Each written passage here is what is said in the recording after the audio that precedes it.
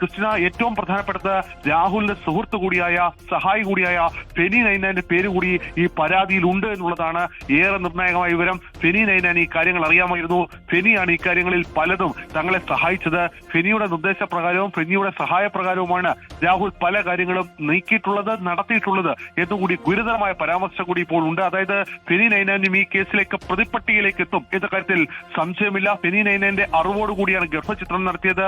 ഈ രാഹുൽ ഇത്തരത്തിൽ തന്നെ ചതിച്ചത്, രാഹുലിന് ഈ ഇതുമായി ബന്ധപ്പെട്ട കാര്യങ്ങളിൽ ഉപദേശവും സഹായവും നൽകിയത് ഫെനി നൈനാനാണ് എന്നുകൂടി മൊഴിയിൽ പറയുന്നുണ്ട്. എന്നാലും ഈ യുവതിയുടെ മൊഴി അതീവ നിർണായകമാണ്. യുവതി പറയുന്നത് ഉപതെരഞ്ഞെടുപ്പിന് ശേഷം രാഹുൽ വീണ്ടും ബന്ധപ്പെടാൻ ശ്രമിച്ചു. അതിനു മുമ്പ് ഇമെയിൽ ബ്ലോക്ക് ചെയ്തു, വാട്സ്ആപ്പ് ബ്ലോക്ക് ചെയ്തു, ടെലഗ്രാം ബ്ലോക്ക് ചെയ്തു, എല്ലാ സാമൂഹ്യ മാധ്യമ അക്കൗണ്ടുകളും ബ്ലോക്ക് ചെയ്തു. പിന്നീട് ഉപതെരഞ്ഞെടുപ്പിന് ശേഷമാണ് വീണ്ടും ബന്ധം സ്ഥാപിക്കാൻ ശ്രമിച്ചു.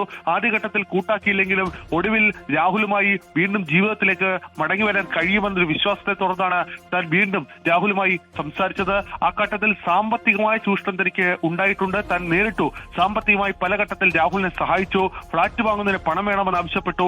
വിലപിടിപ്പുള്ള വസ്തുക്കൾ വാങ്ങി നൽകി എന്നുള്ളതാണ് യുവതി നൽകിയിരിക്കുന്ന മൊഴി. ഇതുമായി ബന്ധപ്പെട്ട കൂടുതൽ വിവരങ്ങളുണ്ട്. ഒരുപക്ഷെ ഈ കേസിന്റെ ഈ ഘട്ടത്തിൽ അത് പുറത്തേക്ക് പറയരുത് എന്ന നിർദ്ദേശം നമുക്ക് ഉദ്യോഗസ്ഥർ നൽകുന്നതുകൊണ്ടാണ് കൂടുതൽ വിവരങ്ങൾ പറയാത്തത്.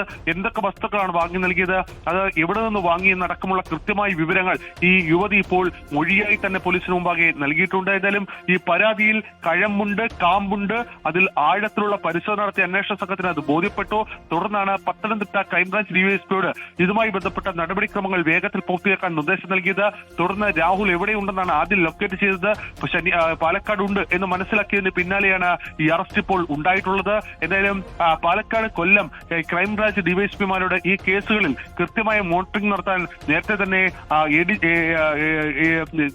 അന്വേഷണ ഉദ്യോഗസ്ഥയായ ജി പൂങ്കുഴലി നിർദ്ദേശം നൽകിയിരുന്നു. അതിന്റെ കൂടി അടിസ്ഥാനത്തിലാണ് ഇപ്പോൾ നടപടിക്രമങ്ങൾ പൂർത്തിയാക്കിയപ്പോൾ ഇന്ന് വൈകിട്ടോടെ, ഇപ്പോൾ ഒടുവിൽ ലഭിക്കുന്ന വിവരം ഇന്ന് വൈകിട്ടോടെ തന്നെ കോടതിയിൽ ഹാജരാക്കി റിമാൻഡിലേക്ക് രാഹുൽ പോകും എന്നുള്ളതാണ്. കാരണം അത്രത്തോളം ഗ്രാവിറ്റിയുള്ള, അത്രത്തോളം തെളിവുകളുള്ള കേസായി ഇത് മാറുകയാണ്. അരുൺരാജാണ് വിശദാംശങ്ങളുമായി ചേർന്നത്. എന്തായാലും 1ഉം 2ഉം കേസുകളിൽ കൃത്യമായി പ്രതിരോധിക്കാനും കരുക്കൾ നീക്കാനും കോടതിയെ സമീപിച്ച് ഓരോ കോടതിയെയും ഏത് സമയത്ത് സമീപിക്കണം, ആദ്യം വിചാരണ കോടതിയെ സമീപിക്കുന്നു, വിചാരണ കോടതി അത് തള്ളുന്നു, അതിനുശേഷം ഹൈക്കോടതിയിൽ വരുന്നു, എങ്ങനെ ആ കേസ് ഹൈക്കോടതിയിൽ സ്വീകരിക്കപ്പെടും, ഇതൊക്കെ കൃത്യമായി പഠിച്ചതിന് ശേഷം കരുക്കൾ നീക്കി 1ഉം 2ഉം കേസുകളിൽ നിന്ന് രക്ഷപ്പെട്ട രാഹുൽ മാങ്കൂട്ടത്തിന് പോലും മൂന്നാമതൊരു കേസ് ഇത്രയും ശക്തമായ തെളിവുകളോടെ ഉണ്ടായിരുന്നു എന്ന് അറിയില്ലായിരുന്നു എന്നാണ് നമുക്ക് ലഭിക്കുന്ന വിവരം. പ്രതിരോധിക്കാനും കരുക്കൾ നീക്കാനും സമയം നൽകാതെ പുലർച്ചെ അതീവ നാടകീയമായ നീക്കങ്ങൾക്ക് ശേഷമാണ് KPM ഹോട്ടലിൽ നിന്ന് 2002 നമ്പർ മുറിയിൽ നിന്ന് രാഹുൽ മാങ്കൂട്ടത്തിലെ അന്വേഷണ സംഘം അറസ്റ്റ് ചെയ്യുന്നത്. ഷംന വീണ്ടും ചേരുകയാണ് കൂടുതൽ വിശദാംശങ്ങളുമായി. ഷംന, നമ്മൾ ഈ പറഞ്ഞതുപോലെ തന്നെ പ്രതിരോധിക്കാനോ കരുക്കൾ നീക്കാനോ ഒന്നും സമയം നൽകാതെ ആസൂത്രണം ചെയ്ത് വേണ്ട തെളിവുകൾ ശേഖരിച്ച് പരാതിക്കാരിയുടെ മൊഴി രേഖപ്പെടുത്തിയതിനു ശേഷമാണ് ഇന്നലെ ഈ KPM ഹോട്ടലിലെ 2002 മുറിയിൽ നിന്ന് രാഹുൽ മാങ്കൂട്ടത്തിലിനെ അറസ്റ്റ് ചെയ്യുന്നത്. ഈ പാലക്കാടുമായിട്ടും ഈ കേസിന് ബന്ധമുണ്ടല്ലോ, കാരണം തിരുവല്ല സ്വദേശിനിയാണ് പരാതിക്കാരി. അവരെ ഈ ഉപതെരഞ്ഞെടുപ്പിന് ശേഷം വീണ്ടും ബന്ധപ്പെടാൻ ശ്രമിച്ചു. പാലക്കാട് ഫ്ളാറ്റ് വാങ്ങി നൽകണം എന്ന് പറഞ്ഞു. അതിന്റെ ഭാഗമായി പരാതിക്കാരി അടക്കം അവിടെ വന്ന് ഫ്ളാറ്റ് നോക്കുകയൊക്കെ ചെയ്തു എന്നുള്ള ചില കാര്യങ്ങളൊക്കെ വരുന്നുണ്ട്. പക്ഷേ കൂടുതൽ വിശദാംശങ്ങൾ ഇപ്പോൾ പറയരുതെന്ന് അന്വേഷണ സംഘം പല മാധ്യമപ്രവർത്തകരോടും പറയുന്നുമുണ്ട്. ഷംനം, നമുക്കറിയാൻ സാധിക്കുന്ന, പ്രേക്ഷകരോട് പറയാൻ സാധിക്കുന്ന വിവരങ്ങൾ പറയും. തീർച്ചയായും ഈ കേസിൽ സമാന രീതിയിൽ തന്നെയായിരുന്നു. അതായത് ആദ്യത്തെ 1ഉം 2ഉം കേസിലുള്ളത് പോലെ തന്നെയാണ് ഈ മൂന്നാമത്തെ യുവതിയെയും രാഹുൽ സമീപിച്ചിരുന്നത്. ആദ്യം വിവാഹ വാഗ്ദാനം നൽകുന്നു, പിന്നീട് പീഡിപ്പിക്കുന്നു, നിർബന്ധിച്ച് ഗർഭിണിയാക്കുന്നു, അതിനുശേഷം ഗർഭചിത്രം നിർബന്ധിച്ച് നടത്തുന്നു. ഇതൊക്കെ സമാന രീതിയിൽ തന്നെയായിരുന്നു. പക്ഷെ മൂന്നാമത്തെ കേസിൽ കുരുക്കായത് ഈ ഗർഭചിത്രം നടത്തിയതിനു ശേഷം കൃത്യമായ തെളിവുകൾ യുവതി ശേഖരിച്ചിരുന്നു എന്നുള്ളതാണ്. ഈ ഗർഭചിത്രം നടത്തിയതിന്റെ ഈ മെഡിക്കൽ റിപ്പോർട്ടുകൾ, അതിന്റെ സാമ്പിളുകൾ, അതായത് ആദ്യത്തെ കേസിൽ ഇത്തരത്തിൽ ഗർഭചിത്രം നടത്തിയതിന് കോടതിയിലടക്കം കേസ് വന്ന സമയത്ത് രാഹുൽ പ്രതിരോധിച്ചിരുന്നത് ഒരു കാര്യം പറഞ്ഞുകൊണ്ടായിരുന്നു. അതായത് ഈ യുവതി വിവാഹിതയായ ഒരു യുവതി ഗർഭിണിയാകുന്നതും ഗർഭചിത്രം നടത്തുന്നതും അത് താനല്ല അതിന് ഉത്തരവാദി എന്നൊക്കെയുള്ള ചില വാദങ്ങൾ, അത്തരം ചില വാക്കുകളൊക്കെ ഉപയോഗിച്ചാണ് രാഹുൽ പ്രതിരോധം തീർത്തിരുന്നത്. പക്ഷേ ഈ മൂന്നാമത്തെ കേസിലേക്ക് വരുമ്പോൾ ഈ സാമ്പിളുകൾ അടക്കം യുവതി കൃത്യമായി തന്നെ സൂക്ഷിച്ചിട്ടുണ്ട്. അതിന്റെ രേഖകളുണ്ട്, അതിന്റെ തെളിവുകളുണ്ട്. ഇത് DNA ടെസ്റ്റ് ഉൾപ്പെടെയുള്ള ചില നീക്കങ്ങൾക്ക് അല്ലെങ്കിൽ അത്തരത്തിലുള്ള ചില തെളിവ് ശേഖരണത്തിന് ഏറെ നിർണായകമാകും. അങ്ങനെയാണെങ്കിൽ രാഹുലിനുള്ള കുരുക്ക് മുറുകും എന്ന കാര്യത്തിൽ ഒരു സംശയവുമില്ല.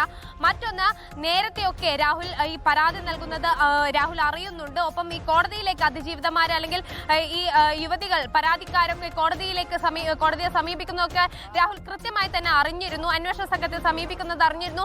അതുകൊണ്ട് തന്നെ ഒളിവിൽ പോകാനും ഒളിവിൽ ഇരുന്നു കൊണ്ട് ഈ മുൻകൂർ ജാമ്യാപേക്ഷ നൽകാനും ഒക്കെ രാഹുലിന് സാധിക്കുകയും ചെയ്തിരുന്നു. പക്ഷേ മൂന്നാമത്തെ കേസിൽ കഴിഞ്ഞ ഒരാഴ്ച മുൻപ് ഈ പരാതിക്കാരി ഇമെയിൽ മുഖാന്തരം അന്വേഷണ സംഘത്തിന് പരാതി നൽകുന്നു. അത് രാഹുൽ അറിഞ്ഞില്ല. 3 ദിവസം മുൻപ് FIR രജിസ്റ്റർ ചെയ്യുന്നു. അതും രാഹുലിന്റെ സംഘമോ അറിഞ്ഞില്ല. അതുകൊണ്ട് തന്നെ രാഹുലിനെ രക്ഷപ്പെടാനോ ഒളിവിൽ പോകാനോ ഉള്ള ഒരു അവസരം ഉണ്ടായിരുന്നില്ല എന്നതാണ്.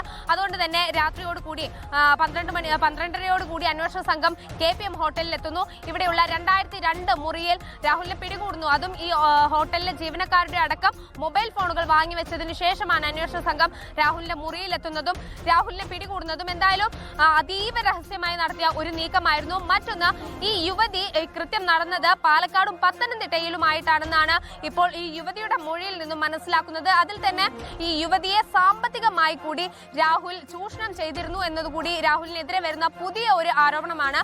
വിലപിടിപ്പുള്ള പല വസ്തുക്കളും സമ്മാനമായി നൽകാൻ രാഹുൽ യുവതിയോട് ആവശ്യപ്പെട്ടിരുന്നു. മറ്റൊന്ന്, രാഹുലിനെതിരെ ആദ്യഘട്ടം മുതൽ പരാതി വന്ന് അതിനുശേഷം പിന്നീട് ഈ ആരോപണങ്ങളൊക്കെ ഉയർന്ന സമയത്ത് ഈ രാഹുൽ താമസിച്ചിരുന്ന പാലക്കാട്ടെ ഫ്ളാറ്റിൽ നിന്ന് ഈ റെസിഡൻസ് അസോസിയേഷൻ രാഹുലിനോട് മറ്റ് താമസക്കാർക്ക് ബുദ്ധിമുട്ടുണ്ടാകുന്നു എന്ന് ചൂണ്ടിക്കാട്ടി ഫ്ളാറ്റ് ഒഴിയണമെന്ന് ആവശ്യപ്പെട്ടിരുന്നു. അതിനുശേഷം പിന്നീട് കുറച്ച് ദിവസം MLA ഓഫീസിൽ കഴിഞ്ഞിരുന്ന രാഹുൽ പിന്നീടാണ് KPM ഹോട്ടലിൽ എത്തുന്നത്. പക്ഷേ ഈ പുതിയ ഫ്ളാറ്റ് വാങ്ങി നൽകാൻ രാഹുൽ ഈ യുവതിയോട്, പുതിയ പരാതിക്കാരിയോട് ആവശ്യപ്പെടുന്നുണ്ട്. ഒപ്പം തന്നെ വിലപിടിപ്പുള്ള പല സമ്മാനങ്ങളും. അങ്ങനെ സാമ്പത്തികമായി കൂടി രാഹുൽ ഈ മൂന്നാമത്തെ പരാതിക്കാരിയെ ചൂഷണം ചെയ്തിരുന്നു എന്നുകൂടി അന്വേഷണ സംഘം കണ്ടെത്തിയിട്ടുണ്ട്. ഈ സാമ്പത്തിക ഇടപാടുകൾ നടത്തിയതിന്റെ അടക്കം തെളിവുകളാണ് ഇപ്പോൾ യുവതി അന്വേഷണ സംഘത്തിന് നൽകിയിട്ടുള്ളത്. പക്ഷേ പ്രത്യേകമായ ഒരു കാര്യം, തന്റെ കൂടുതൽ വിവരങ്ങൾ അത് വെളിപ്പെടുത്തരുത് എന്നുകൂടി ഈ യുവതി പോലീസിനോടും അന്വേഷണ സംഘത്തോടും ആവശ്യപ്പെട്ടിട്ടുണ്ട്. കൂടുതൽ വിവരങ്ങളൊന്നും പുറത്തു വരാതിരിക്കാൻ. എന്തായാലും അന്വേഷണ സംഘത്തെ സംബന്ധിച്ച് ഈ കേസിൽ ഏറെ നിർണായകമായ ഒരു നീക്കം, അത് ഈ കേസിന്റെ ഒരു രഹസ്യ സ്വഭാവം തന്നെയായിരുന്നു. യുവതിയുടെ മൊഴിയെടുക്കുന്നത് അടക്കമുള്ള കാര്യങ്ങൾ അതീവ രഹസ്യമായി തന്നെയാണ് അന്വേഷണ സംഘം ഇത്രയും ദിവസം നീങ്ങിയത്. അതുകൊണ്ട് തന്നെ രാഹുലിന് പഴുതടച്ചുള്ള ഒരു കുരുക്ക് അന്വേഷണ സംഘം ഒരുക്കി എന്ന് തന്നെ പറയാം. ലോകത്തെവിടെയായാലും ഏത് സമയത്തും 24 വാർത്തകളും ഓഗ്മെന്റഡ് റിയാലിറ്റി പാക്കേജുകളും എക്സ്പ്ലെയിനറുകളും വിശദമായി കാണാൻ ഞങ്ങളുടെ YouTube ചാനൽ നിങ്ങൾക്ക് സബ്സ്ക്രൈബ് ചെയ്യാം.